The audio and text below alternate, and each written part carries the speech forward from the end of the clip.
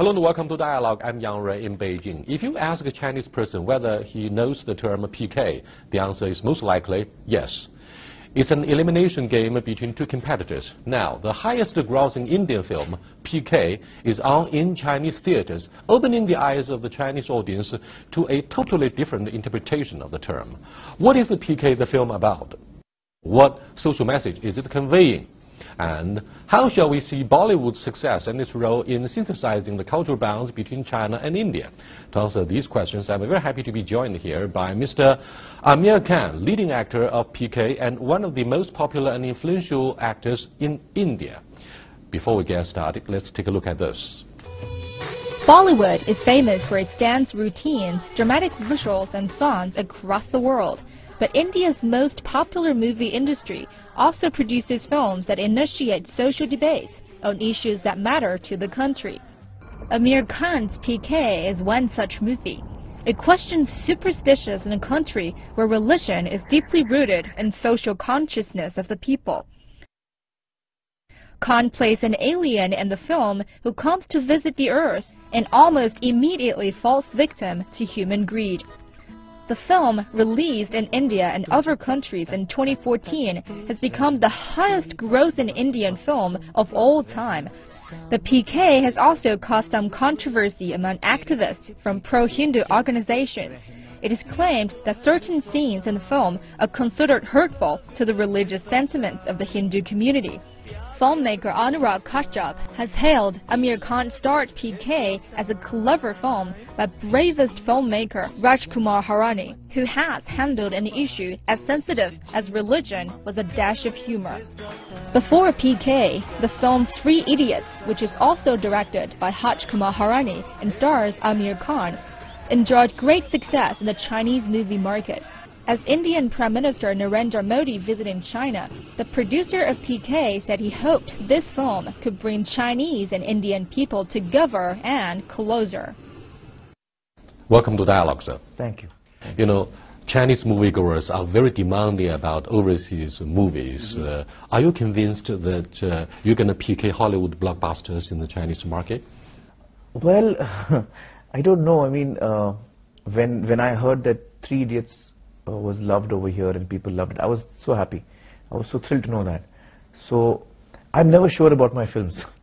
I mean, I do them because I love them, and I can never predict how people will like them or not. I always get nervous about whether people will like it.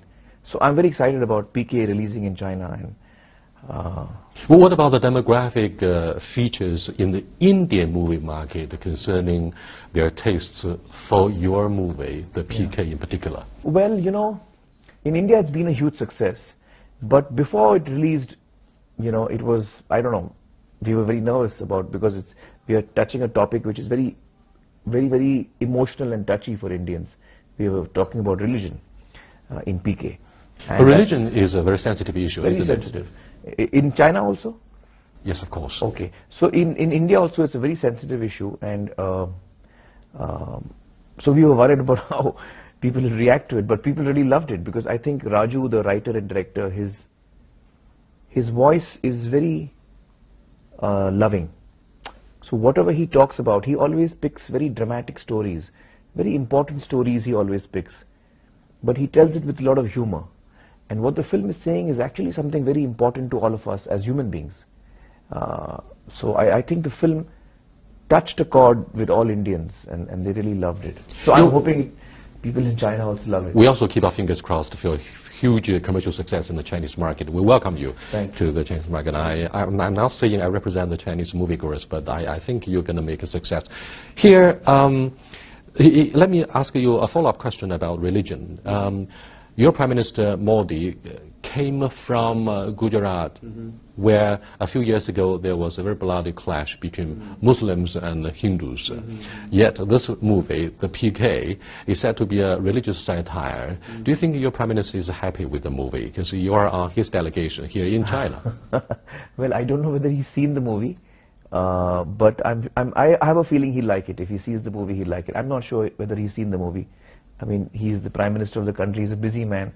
But I do know that, you know, majority of Indians have seen the film and loved it. So I'm hoping whenever he sees it, he will also like it. After the terrorist attacks against the Charlie Hebdo magazine, the satirical magazine in Paris, our respect for different religions capture headlines these days. When you were cast in the movie, were you aware that the release of the movie is likely to cause protests in your country? Should that happen, what would you do? You know, of course we were worried about that. And I come from a very conservative family myself, so I was very concerned how my mother will react to the film. But did you ever consult with the family members about the sensitivity of the theme before it was released in India? No, I didn't. No, I didn't. I believed in the story. You know, I believe that it's important for all of us to express what we really feel. But we must express it with respect. We must express it with love. And I think what script Raju wrote, who's the writer and director of the film, and the writer, his co-writer is Abhijat, I think the story that they wrote really touched a chord in me personally. And I loved what it was saying. It's saying a very, very positive thing. You know, the film is not against religion. The film actually respects faith. And the story is saying that faith is an extremely important part for all of us. Faith is a very important aspect of our lives. And you don't believe through your personal efforts you could somehow change your fate? No, I'll just complete my answer. You can change your faith, that's up to you. But I'm saying that the film says that faith is very important. But it speaks against the people who are exploiting religion. It speaks against people who are exploiting religion in different ways. What do you mean by exploitation of the religion? Well, by making money through it, by using it, you know, in ways which are not, using it in ways it was never meant to be used in, you know. So the film talks about that. So when you see the film, you'll realize that the film is talking about that, and the film is saying that your faith is important. Each one's faith is important, and with that faith, you can connect with whoever you feel is your maker, is your God. You don't need some intermediary. You don't need anyone in the middle to tell you what to do and how to do. That's a very interesting talking point. Each human being can have a personal connection. You want to talk to God directly without the media, without an agency. You don't need that, yeah. That's what the film is saying. It's a conversation between two different souls. Yes. Why are you not against God, but institutionalized religion? Well, I don't think I am, you know, against even institutionalized religion. I'm not. I think that religion also has, every religion has a lot of very positive things to offer. But it is when you have people who exploit, like I'll tell you in India what happens is that in every religion, no matter what, in every religion you have people who make money out of the faith that people have. You know, the faith that people have is exploited. And that's what the film is talking about. Given the huge popularity and influence of your role in the Indian movie industry, you are likely to be regarded as a god for the moviegoers, the huge army of fans. Not God. What do you think of publicity? Is it a double-edged sword for you, or you enjoy it? You simply enjoy the spotlight, enjoy the sense of having the center stage? You know, I don't look at it like that. I don't look at it as publicity. I think it's a relationship that I've now had with my audience in India for about 25 years, little over 25 years. So it's a relationship that I have with them, which is something which has a lot of value to me. And each film that I do is something that is very personal to me. I never try to figure out, will people like this film? Because I can never guess what people will like. The only thing I can do is do films that I believe in and which I like. People may not like it, but I like it, and I follow my creative instincts as an artist, as a creative person. That's the best I can do, and I can hope that people will like it. In the movie, you play the role of an alien from the universe. Now, you don't understand the languages in the earthly world. Yeah. Now, what kind of sense of alienation do you have in your mind when you communicate with the secular world there? What kind of messages did you want to convey to those who receive this movie? other than the relationship between you and the God and other stuffs? Well, I think the film is really talking about humanity. Humanity. Yeah, that's what I think the film is really trying to convey. When I say humanity, I mean, of course, he's an alien, so I'm using the word loosely. Life, respecting others is what the film is really talking about. For me, as an actor, it was specifically challenging because I had no reference points. You have no reference points to an alien. I mean, unless I meet an alien, I won't know what it is to be like one. So it was... from another perspective, since most of the people who watch your movie are not familiar with how an alien looks like, therefore it's a lot easier for you to portray yourself as an alien, because they all have a stereotyped perception about what an alien looks like. That's true. They also have no reference points. So in this, the requirement was that my character should look human. More or less, he should look like a human being. And that's why you're in love with Jagu. Yeah. So his appearance is not very different from a human being. Just the ears pop out a little more. He doesn't blink. He's always, his eyes don't blink. And did you get any inspirations from the Hollywood movie of E.T.? No, I didn't follow E.T. But what I went with is, if I, as an Earth person, ever go to another planet, what will be my reaction? Everything I see will be totally new to me. Everything will be a completely first-time experience. So I tried to infuse that in this character. Everything he experiences is a first-time experience. He doesn't know anything. So I had to wipe my memory clean when I was doing this film. I had to, believe that I know nothing of what's around me. It is indeed a challenge. It's a mission impossible for most of the people outside the movie industry. Let's look at how you met with Jagu, the beautiful and charming actress who had just been betrayed, allegedly, by her boyfriend due to the tensions between India and Pakistan, because her father rejected this relationship. And just after she became a television reporter, she came to know you at the platform of a railway station. Now, what does that say to the audience? She was aware of your presence there, and you were very different from ordinary folks. Yeah. Well, the film, I mean, for Jagu, who's a journalist, anything new and unusual is attractive, and that's how she zeroes down on me as a character. Someone who's doing strange things, someone who's saying strange things, someone whose take on things around is so different. The questions he asks. So that's what attracts her to him. Well, what's her role as a journalist there? To give objective coverage about your whereabouts, your behavior, your image? Well, her curiosity as a journalist is what first gets her attracted to this character. But then thereafter it becomes more than that. It becomes larger than that, because when she realizes that he's an alien, then her instinct is to help him and protect him. That's what her instinct is. So she stops being a journalist after a point. She becomes someone who's his friend.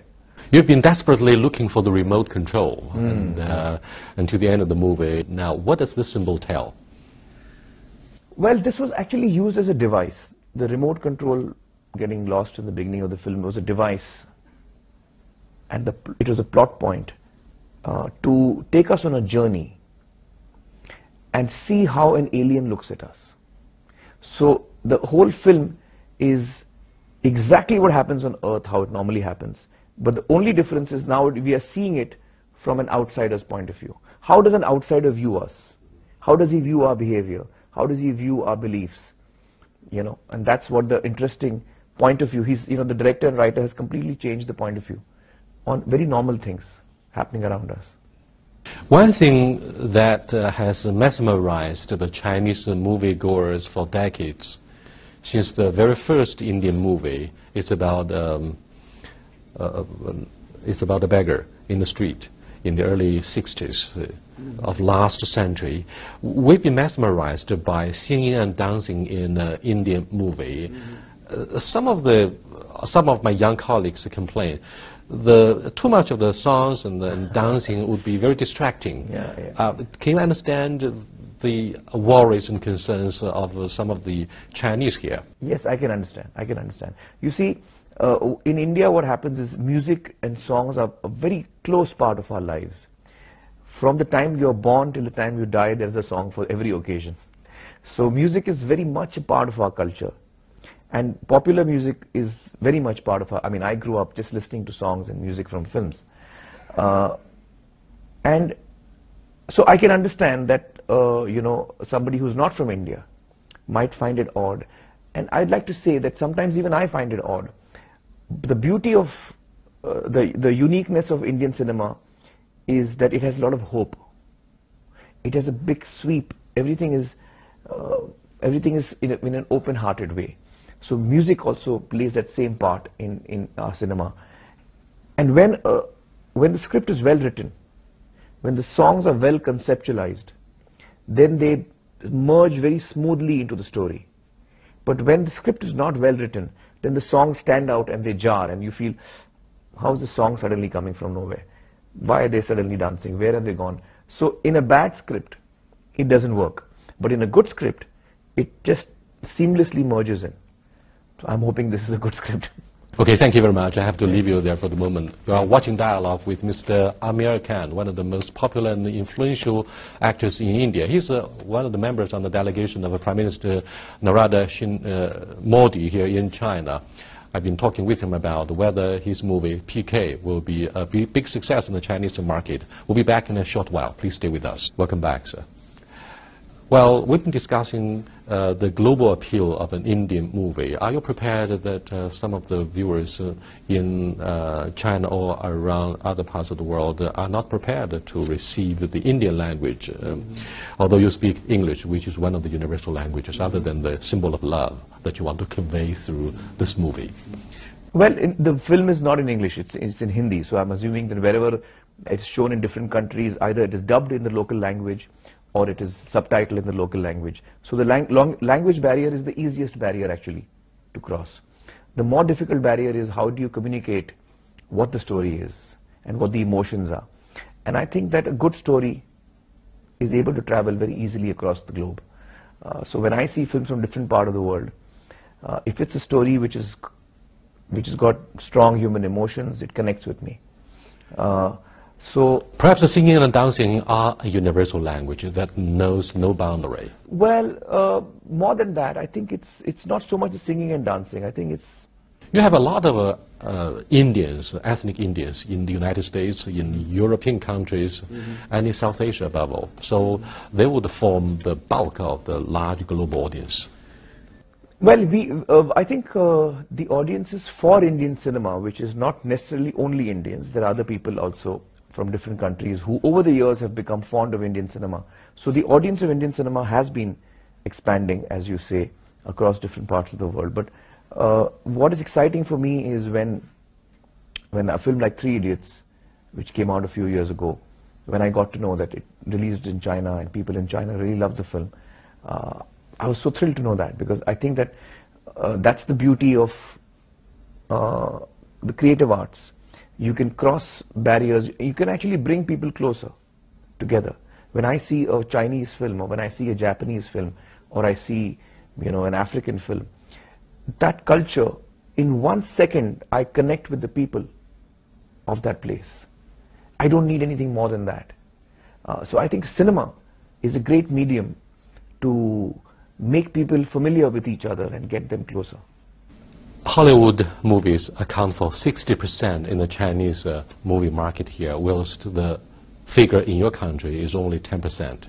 It seems you have a very strong patriotic feeling towards your homegrown movies compared with the tastes of the Chinese moviegoers. Is that the case in your country? What do you think of Hollywood? In the East we have Bollywood, in the United States we have Hollywood, but in China, I'm sorry to say that the younger generation in particular has developed a very good, strong taste for Hollywood, digital technology, special effects concerning Transformers, for example. Yeah, well, you know, it might happen in India also over the years. It might happen in India also. But let me first tell you what I feel about Hollywood. As an audience, when I see films coming out of Hollywood, I think that Not all of them, but a number of them are really well written. Their writers are very skilled. They are able to touch your emotions very well. I think even technically they are very, very, very advanced. They've reached a stage where you can do almost anything. Whatever you imagine can be done on screen. So I think a lot of the good Hollywood films are like, they take you on a journey which is sometimes very exciting. It touches your different senses, and sometimes it touches your heart in different ways. So I think they've really, I have to accept that as an audience, I love watching good films. Doesn't matter which part of the world they're from. As a creative person, I respect that. And I think Hollywood, by and large, does good films. So there's a lot to learn, I think, from Hollywood by people like me. Having said that, I also feel that in India, there is such a strong... also, India is a country of multiple languages. You know, we have 16, 17 languages across the country.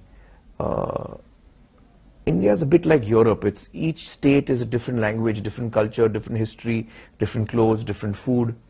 So to come in and, you know, to make a film in India for the entire country is not easy because you're actually appealing to different kinds of people. And I think that the Indian audiences so far, they do get dazzled by Hollywood big action movies like Spider-Man, you know, those kind of big action movies. But for the Indian audience right up till now, their own stories are still more emotionally important to them so far. Aamir, let's do a case study. In a sense, both Indians and Chinese are patriotic. In other words, they love their country and they don't want to be portrayed in a negative way. However, the Hollywood portrayal of Indians, for example, in the Slumdog Millionaire, has somehow upset Indians because of the depiction of poverty. And the streets are very dirty, full of garbage. What's your feeling? What's your immediate feeling about the success of the movie in sharp contrast with the sanitation and hygiene conditions there, which are very poor? Well, you know, I have to say that India has a long way to go in terms of sanitation. I think that's something that I don't disagree with. That's why in his inaugural speech, Prime Minister Modi said India should build more public toilets than temples. Yes, yes. So I think that all of us are aware, and I personally don't get disturbed by that. So in a film like Slumdog Millionaire, the fact that certain things were shown, how dirty India is, or how that doesn't disturb me. I also did not like Slumdog Millionaire. Why? Well, because for me it was not believable. It's not the visuals that you're showing, and I think that you know, I can understand why people outside of India have loved it, because for them it's something exotic, something strange. They have no reference points, so for me, if the character of the boy speaks in a British accent, he's not Indian to me anymore. He throws me off. So he's like an alien, not you in PK. So I mean, for me, as a film, Slumdog Millionaire, these are the things that kind of threw me off. But that's because I have very strong reference points towards my own society. I know how a cop would behave. I know how. So if there is variance from that, I'm like, this is not how it is. It's not how dirty the country is. That's not what I'm objecting to. So long as the souls remain clean with your faith about accurate. God. No, it's more about accuracy for me. It's not about, you know, so for me it didn't work for different reasons. But, yeah, but I mean, we do need to address a lot of things in our country. What do you think of the success of the Three Idiots? Do you think PK will PK the Three Idiots? I don't know. I don't know about that. I mean, Three Idiots as a film connected very strongly with Indians, because in India the youth is confused. They do want to follow their heart. Their parents have a different opinion. So it touched upon topics which were very important to not only the youth but even to parents. And I think that's why Three Idiots was such a huge success, because it was saying such important things but in a very positive way. And that's why it really became a big success. It was encouraging you to dream. It was encouraging you to believe in your dreams. It was encouraging you to follow your heart. And these are really all positive messages. I do believe that PK has similar stuff in it. So I am hoping that it will also touch a chord here. It's, I mean, in India, it's a bigger hit than Three Idiots. We have an American dream across the Pacific Ocean, and here in China, President Xi Jinping talks about China dream. Do you think in your country you have the Indian dream? If you do have the Indian dream, what does that mean for the younger generation? Well, I think at this point of time, I can tell you what my dream is. I don't know what other people's dreams are. My dream is to, is to see India as a country in which everyone is equal. Our constitution says we are all equal. But in reality, sometimes that doesn't happen. So, for me, the dream of India is, what the Constitution says. Our forefathers who fought for our independence had a certain dream of India. And my dream is very close to that dream. A country where there is justice for all. A country where there is freedom for all. A country where everyone is equal. A country where there is love and brotherhood between everyone. That is my dream for India. Are you optimistic and convinced that India and China will become very friendly countries despite the 1962 border clash and our all-weather relationship and friendship with your neighboring country of Pakistan, which is geopolitically a rival for decades for your country? Well, I'm always a very hopeful person. I'm a person who believes in positivity. And I do believe that what has happened in the past is something that we have all moved ahead from. When I see, me and my friends across the country in India, I think we don't have any negative feeling at all for the people of China. Therefore, do you think it will be very natural and comes as no surprise if you have a Chinese actor or actress in an Indian movie, yes, so that he or she could appeal to the local audiences? I think that will happen. I think, see, for that the story has to be good. If the story is good, if the story is natural, if the story allows for a Chinese character to blend in very naturally into, and same way for an Indian actor to fit into a Chinese film, it should not be unnatural. It should be natural. The story setting should be natural. And if that happens, then I think there is a lot of potential for, Indians and Chinese filmmakers and actors coming together to make films which are relevant and appeal to audiences across both countries. That's very possible. Yes, filmmaking is after all one of the universal languages that would cement the solidarity of different peoples despite their problems. Thank you very much for being with us. I do appreciate your performance and your comments on your own role. Thank you very much.